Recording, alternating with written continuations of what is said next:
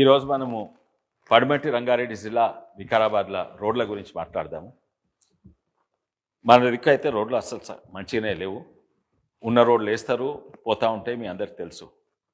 కానీ అదే కాక ఎన్నో స్వాతంత్రం నుంచి ఇప్పటి వరకు ఒక్క హైవే మన పడమటి రంగారెడ్డి జిల్లా వికారాబాద్, పరిగి, తాండూరుకు ఒక్కటి లేదు. అయితే ఇప్పుడు వచ్చింది. మొన్న మేము పార్లమెంట్లో కొట్లాడితే ఒకటి వచ్చింది.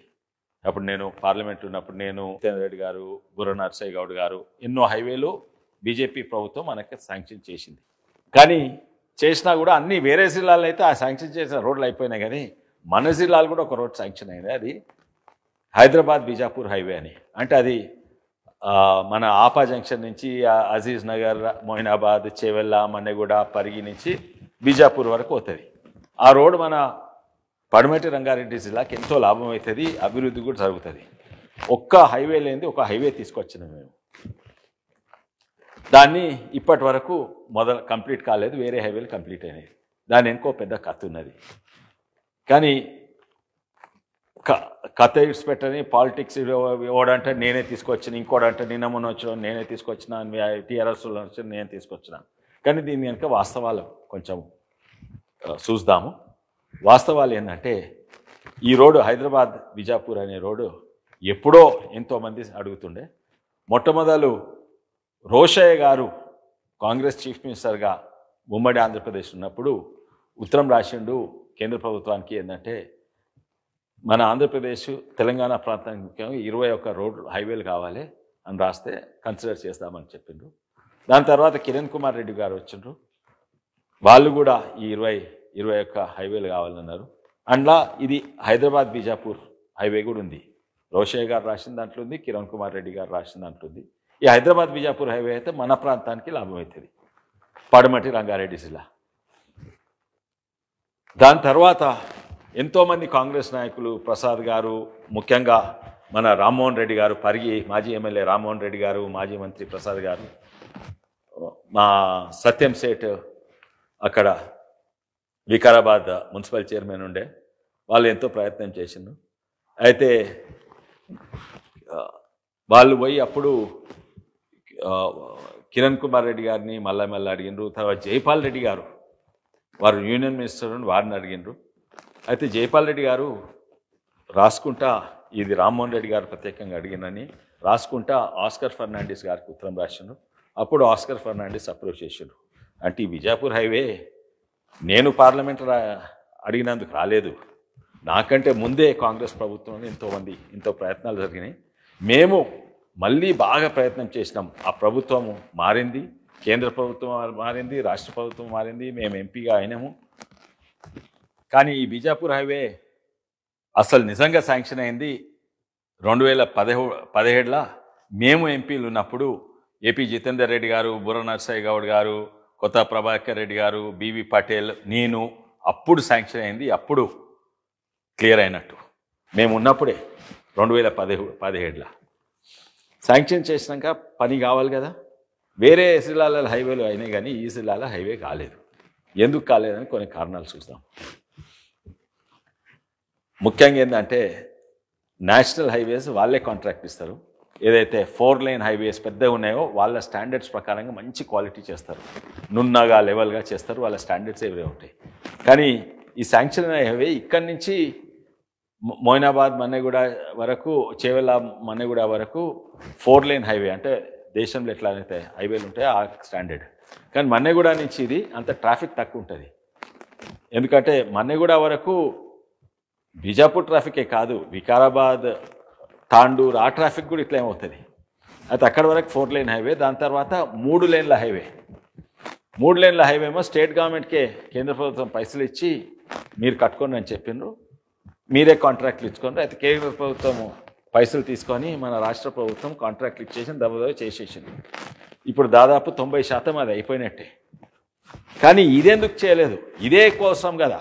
ఏది మన Aziz Nagar, Appa junction to Chevella to Manneguda, అదెందుకు చేయలేదు? అదే కోసం కదా. దానికి కారణాలు ఒకటేమో మనం గమనించాలి. ఏంటంటే కేంద్ర ప్రభుత్వం ఓన్లీ పైసలు ఇస్తారు కట్టేయమని. ల్యాండ్ అక్విజిషన్, దానికి అవసరం ఉన్న భూమి అక్విజిషన్, అది బాధ్యత ఎవరిదంటే రాష్ట్ర ప్రభుత్వంది. ఇప్పటి వరకు రాష్ట్ర ప్రభుత్వం ఆ ల్యాండ్ కూడా అక్వైర్ చేయలేదు. ఈ అలైన్మెంట్స్ కూడా చక్కగా సర్వేలు చేసి చేయలేదు. ఎందుకు ఈ నిర్లక్ష్యం? అంటే రంగారెడ్డి జిల్లా అంటే ఇష్టం లేదా, తాండూరు వికారాబాద్ అంటే ఇష్టం లేదా, ఏంది నాకు అర్థమైతే లేదు. చేవెళ్ళ మొయినాబాద్ కాదా మన తెలంగాణ? అన్ని అంతటి చేసుకుని కానీ ఈ మాత్రం చేయలేదు. ఎందుకు? పైసలు ఎట్లయినా కేంద్ర ప్రభుత్వం ఇస్తున్నది. ఇప్పటి వరకు ఆ హైవే మొదలు కూడా కాలేదు. ఇక్కడ ఆపా జంక్షన్, అజీజ్ నగర్, మొయినాబాద్, చేవెళ్ళ, మన్నెగూడ నుంచి హైవే స్టార్టే కాలేదు. ఈ నిర్లక్ష్యం ఎందుకు? దీనికి కారణాలు ఎన్నో ఉన్నాయి, ఆ తర్వాత మాట్లాడతాం. కానీ ఈ రోడ్డు గురించి కొంచెం వివరంగా మాట్లాడదాము, అర్థం చేసుకుందాము. ఇది హైదరాబాద్ చేవెళ్ళ వికారాబాద్ రోడ్. ఇది వెనకట నిజాం కట్టింది, దాన్నే వెడల్పు చేసుకుంటా వస్తుంది. ఇది రిచ్ లైన్ రోడ్, వంకర్ తింకర్ ఉంటుంది. దాన్ని ఇప్పుడు హైవే చేసుకున్నారు. ఇగో రోడ్ పెద్ద అయింది, ఇంకా ఎక్కువ వస్తుంది. ఇట్లా ఎన్నో యాక్సిడెంట్లు అవుతాయి. ఇది చూడు, రైట్ టర్న్, మళ్ళీ లెఫ్ట్ టర్న్, మళ్ళీ లెఫ్ట్ టర్న్. ఈ కర్వ్స్ అనే హైవే మీద కర్వ్స్ అయితే ఇవాళ రేపు కార్లు మొట్లైతుంది, చాలా స్పీడ్గా పోతున్నాయి. ఎవ్రీ ఇయర్ 100-200 మెంబర్స్ చచ్చిపోతుంది దీని మీద. హైవే అంటే స్ట్రైట్గా ఉండాలి, కానీ ఇది వెనకట రిచ్ లైన్ రోడ్, మళ్ళీ రైట్ టర్న్ పోతున్నది చూడండి. దీని పంట అన్ని మర్రి చెట్లు ఉండేది, ఇప్పుడు అన్ని కొట్టేసినట్టున్నది. ఇంకా దీన్ని వెడల్పు చేస్తే ఉన్నాయి కూడా పోతాయి ఒక మర్రి చెట్లు. రైట్ టర్న్ ఇక వెడల్పు చేసిండ్రు. యాక్సిడెంట్లు ఎక్కువైతున్నాయని టర్నింగ్స్ దగ్గర వెడల్పు చేస్తారు. వెడల్పు చేస్తే ఇంకా ఎక్కువైతున్నాయి, ఎందుకంటే వెడల్పు చేసినందుకు ఇంకా ఫాస్ట్ పోతున్నారు. చరిత్ర ఏంటంటే ఈ రోడ్ వెనకట్స్ ఉండే మన హైదరాబాద్ నుంచి వికారాబాద్ వరకు అది నిజాం సర్కార్ కట్టించిండు. అది ఒక్కటే మంచి రోడ్డు ఉండేది. ఒకటే ఎండాకాలం వస్తే నిజాం సర్కార్ అనంతగిరి గుట్ట ఆయన గెస్ట్ హౌస్ ఉండేది, అక్కడ చల్లగా ఉంటుందని అక్కడికి పోయేది. అయితే దాని రోడ్డు మంచిగా వేసుకున్నాడు. కానీ ఎండాకాలం కానీ వానలు రాగానే మళ్ళీ రోడ్ కొట్టుకోబోతుండే ప్రతిసారి అంతే. అయితే నిజాం సర్కార్ అడిగిండు, ఇంజనీర్లను పిలిచి అడిగిండు ఎట్లా చేయాలి. అయితే ఒక ఇంజనీర్ చెప్పిండు, మీరు రిచ్ లైన్ రోడ్ కడితే ఏమో ప్రాబ్లం ఉండదు, కొట్టుకోపోదు. ఎందుకంటే ఈ రోడ్లో ఎన్నో వాగులు ఇవి అవి ఉంటాయి. మీరు రోడ్ల మీద కల్వెట్లు వేస్తాం, ఆ వాగులు పొంగి ఇవి కొట్టుకోబోతున్నాయి. అయితే రిచ్ లైన్ రోడ్ వేస్తే మీకు కల్వెట్టు ఉంటుంది. అంటే రిచ్ లైన్ రోడ్ అంటే ఏంటంటే ఎత్తు ప్రాంతం నుంచి రోడ్డు పోతుంది, ఇటు దిక్కు స్లోప్ ఉంటుంది, ఇటు దిక్కు స్లోప్ ఉంటుంది. ఉదాహరణంగా ఇక్కడ ఒక rich line roads, rich line అంటే ఇట్లా ఈ పిక్చర్లో చూడండి, రిచ్ లైన్ రోడ్ అంటే ఎట్లా ఉంటుంది అంటే రెండు దిక్కులు స్లోప్ ఉంటుంది, రోడ్ మీద నుంచి పోతుంది. ఇక్కడ పడ్డ వాన ఇటు పోతుంది, ఇక్కడ పడ్డ వాన ఇటు పోతుంది. అయితే రిచ్ లైన్ రోడ్ కట్టండి. కానీ ఆ రిచ్ లైన్ రోడ్ కడితే చక్కగా రోడ్ వేయరాదు, అది ఇట్లా ఇట్లా రిచ్ లైన్ ఎట్లా పోతుంది అట్లా పోవాలి. అందుకే మీకు తెలుసో తెలియదో మన చేవెళ్ళ వరకు రోడ్ ఎట్లుంటుందో వంకర్ తింకర్ ఉంటుంది, ఎన్నో యాక్సిడెంట్లు అవుతాయి. వెనకటి నుంచి కట్టిన రోడే వెడల్పు చేసుకుంటా వచ్చిండ్రు. అయితే ఆ రిచ్ లైన్ రోడ్ చేవెళ్ళకు పోతుంటే ఇక్కడ పడ్డ వాన మొత్తం గండిపేటలకు పోతాయి, ఇక్కడ పడ్డ వాన మొత్తము హిమాయత్ సాగర్ పోతాం. అండ్ అది ఒకటే ఒక రోడ్ బహుశా తెలంగాణ ఉండొచ్చు, రిచ్ లైన్ రోడ్ ఇంకా వాడుతున్నారు. ఎందుకంటే ఇటువాని ఇటు అయింది, ఇటువాని ఇటు పోతే కింద బ్రిడ్జ్లు కల్వర్ట్లు వాగులు ఉండయి. అయితే మీరు గమనిస్తే మీరు టిప్పుఖాన్ బ్రిడ్జ్ నుంచి చేవెళ్ళకు పోతే ఒక్క కల్వర్ట్ ఉండదు చూడండి, అట్లా అట్లా అట్లా కట్టిండ్రు. అయితే ఎంత వానలు పడ్డా కొట్టుకోవద్దు, ఎందుకంటే రోడ్ కింద నుంచి రోడ్ మీద నుంచి నీళ్ళే పోవు. అప్పుడు వెనకటి సమాన్ చేసి దాన్నే స్వాతంత్రం వచ్చి వెడల్పు చేసుకుంటూ వస్తూ ఉన్నారు. ఇంకోటి ఏంటంటే మీరు గమనించవచ్చు, మంచి మర్రి చెట్లు ఉంటాయి, ఇటు అటు మర్రి చెట్లు ఉండి ఊడలు రాలుతుంటాయి, చాలా అందంగా ఉంటుంది. వందలాది ఏళ్ళ మర్రి చెట్లు ఉంటాయి, అయితే నీడ కూడా ఉంటుంది, అది మంచి రోడ్. అండ్ దాన్నే వెడల్పు చేసుకుంటున్నారు. దూరదృష్టితోటి నిజాం అవసరం ఉంది దానికంటే వెడల్పు పెట్టిండ్రు మర్రి చెట్లు. సో ఇన్ని ఏళ్ళు ఆ మర్రి చెట్ల మధ్య నుంచే పోతుండ్రు. ఇప్పుడు ఇంకా వెడల్పు చేయాలంటే అది కొట్టాలి, దాన్నే నేషనల్ హైవే చేయాలంటే దాన్ని కొట్టేసేయాలి. కానీ దాన్ని కొట్టేయని అవసరం లేదు, దాన్ని కొట్టేయని అవసరం లేదు. ఎందుకంటే మనకి ఇప్పుడు రిచ్ లైన్ రోడ్లే అవసరం లేదు. ఇప్పుడు సిమెంట్ కాంక్రీట్ వచ్చింది, చిన్న వరదతోటి కల్వర్ట్లు కొట్టుకపోవు.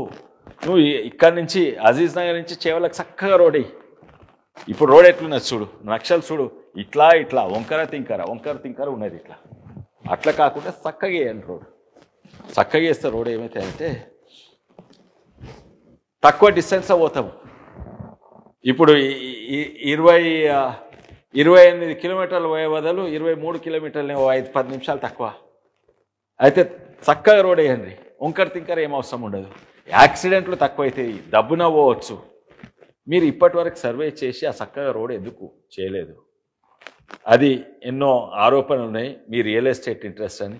ఎందుకంటే మీరు ఇప్పుడున్న రోడ్ను బట్టి మీరు రియల్ ఎస్టేట్లు బాగా కొనుక్కున్నారు.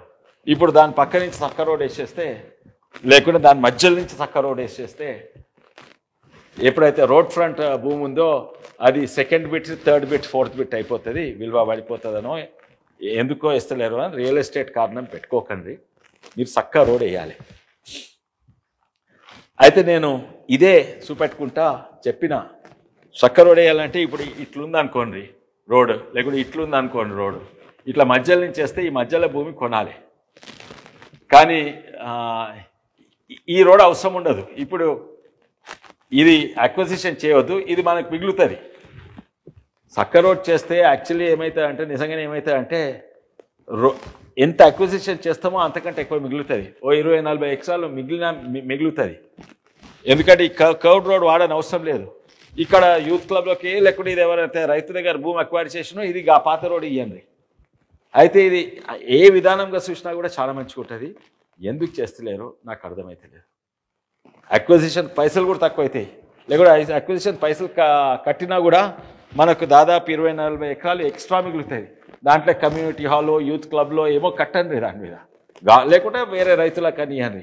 ఏదైతే ఎవరి రైతుల దగ్గర నుంచి ఈ భూమి గుంజుకుండ్రో ఆ రైతులకు ఆ మిగిలిన భూమి ఇచ్చేసేయండి. అయితే రైతులు కూడా ఏమి పరేషాన్ గారు, చక్క రోడ్ వేసుకోండి. నేను ఇది రాసిన, నేషనల్ హైవే డిపార్ట్మెంట్కి ఉత్తరం రాసిన. తర్వాత ఇంకోటి ఏం రాసిన అంటే, ఇవాళ రేపు సైక్లిస్ట్ ఉంటారు, చాలా మంది సైక్లింగ్ పోతుంటారు. ఎందుకంటే వెనకట్నేమో పేదోళ్ళు సైకిల్ మీద, కొంచెం ఉన్నోళ్ళు మోటార్ సైకిల్, కార్ల మీద తిరుగుతారు. ఇప్పుడు ఉన్నోళ్ళు కూడా పట్టణంలో పెరిగి ఓ ఎక్సర్సైజ్ కొరకు, ఒక మంచి వాతావరణం అనేది చేవెళ్ళ ప్రాంతానికి, ఇంకా వికారాబాద్ ప్రాంతానికి ఇప్పుడు టూరిజం కూడా డెవలప్ అయింది. అయితే అక్కడ సైకిల్ మీద వస్తారు. వాళ్ళకు ఒక సైడ్ ఓన్లీ సైక్లిస్ట్ ఓన్లీ లేను, ఓ 10 ఫీట్ల లేన్ వేయమని అది కూడా నేను రిక్వెస్ట్ చేసి ఓ లెటర్ పంపిన కేంద్ర ప్రభుత్వానికి, నేషనల్ హైవేస్ డిపార్ట్మెంట్కు లెటర్ పంపిన. ఈ లెటర్ ఇది ఉన్నది. అయితే ఇది మంచి అవకాశం వస్తాయి, టూరిజం డెవలప్ అవుతుంది. ఇంకోటి ఇట్లా చక్కగా రోడ్ వేస్తే ఈ పాత మర్రి చెట్లు, ఆ బ్యానియన్ ట్రీస్ ఉన్నాయి, వాటికి కొట్టని అవసరం లేదు. వాటి గురించి ఎంతోమంది బాధపడుతుండ్రు, అరే మన పాత చెట్లను కొట్టేస్తారు హైవే చేసి. ఆ ప్రాబ్లం కూడా సాల్వ్ అవుతుంది. కేంద్ర ప్రభుత్వము దీనికి 770 కోట్లు శాంక్షన్ చేసింది.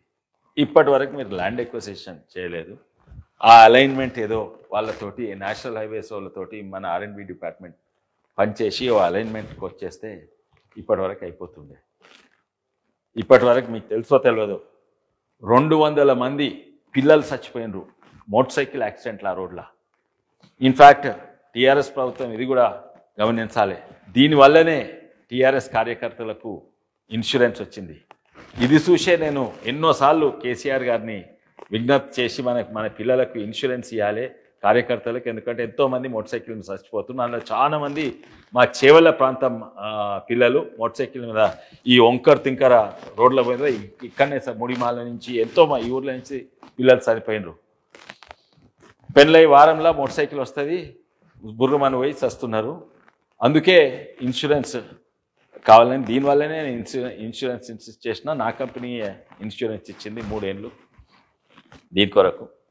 ఈ రోడ్ అంటే, ఈ హైవే తోటి ఎంతో అభివృద్ధి అవుతుంది. అభివృద్ధి అంటే రియల్ ఎస్టేట్ ధరలు కాదు, అభివృద్ధి అంటే ఉద్యోగాలు సృష్టిస్తారు, అభివృద్ధి అంటే బిజినెస్లకు మంచిగా అవుతుంది. తాండూరు, వికారాబాద్, చేవెళ్ళ బిజినెస్ పెరుగుతాయి, ఉద్యోగాలు పెరుగుతుంది. అది నిజమైన అభివృద్ధి, రియల్ ఎస్టేట్ ధరలు పెరుగుడు కాదు. ఈ రోడ్ పక్కకు పెట్టి కొత్త హైవే వేస్తే కొంతమంది రోడ్ పక్కనున్న బిజినెసెస్కు కొంచెం నష్టం అవుతుంది. ఒకటేమో దాన్నే వెడల్పు చేస్తే వాళ్ళ ఉన్న దుకాణాలు అక్విజిషన్లు వెళ్ళిపోతాయి, వెనక భూమి ఇంకెవరిదో ఉంటుంది అట్లా. ఇంకో తిరిగి ఏంటంటే వాళ్ళ భూమి రోడ్ల అక్విజిషన్లో పోకున్నా కూడా ఇక్కడ గిరాకే ఉండదు, అందరి గిరాకీ కొత్త రోడ్డు మీద పోతారు. అందుకే ఇవి కాకుండా కూడా వాళ్ళకు కూడా నష్టం కాకుండా డిజైన్ చేయవచ్చు. ఆ కొత్త రోడ్ల మీద కొంచెం భూమి వాళ్ళకి ఇస్తే వాళ్ళకు కమర్షియల్గా అమ్ముకుంటే ఇది ఎక్స్చేంజ్ చేస్తే అది కూడా మంచిగా ఉంటుంది. అనుకుంటే ఎన్నో చేయవచ్చు, ఎవ్వరికి నష్టం కాకుండా. అంటే రైతులకు, ఉద్యోగాల కొరకు, చిన్న బిజినెస్ వాళ్ళ కొరకు, డెవలప్మెంట్ కొరకు, అభివృద్ధి కొరకు అన్ని అడ్డుకోకుండా మనం ఈ మంచిగా చక్కటి రోడ్ వేసుకుంటే చాలా మంచిగా ఉంటుంది. వంకర్ తింకర్ రోడ్ బదలు. ఇంకా మీరు రియల్ ఎస్టేట్ దృష్టిలో పెట్టుకుంటే ఇది ఎట్లయినా జియో ట్రిప్లో అగ్వాల భూమి దొరుకుతుంది, ఇంకా అగ్వాల కొన్నాము, డెవలప్మెంట్ చేయొద్దు, అంత కొన్నాక చేద్దామంటే అది తప్పు. మాకు నష్టమవుతుంది, మా పొట్ట కొట్టినట్టు అవుతుంది. అందుకే అవన్నీ మర్చిపోండి, రియల్ ఎస్టేట్ గురించి మర్చిపోయి మీరు ఫస్ట్ ఈ చేవల్ల వికారాబాద్ తాండూర్ పరిగి అభివృద్ధి అవుతుందుకు ఇది ఇమీడియట్లీ మొదలుపెట్టాలి.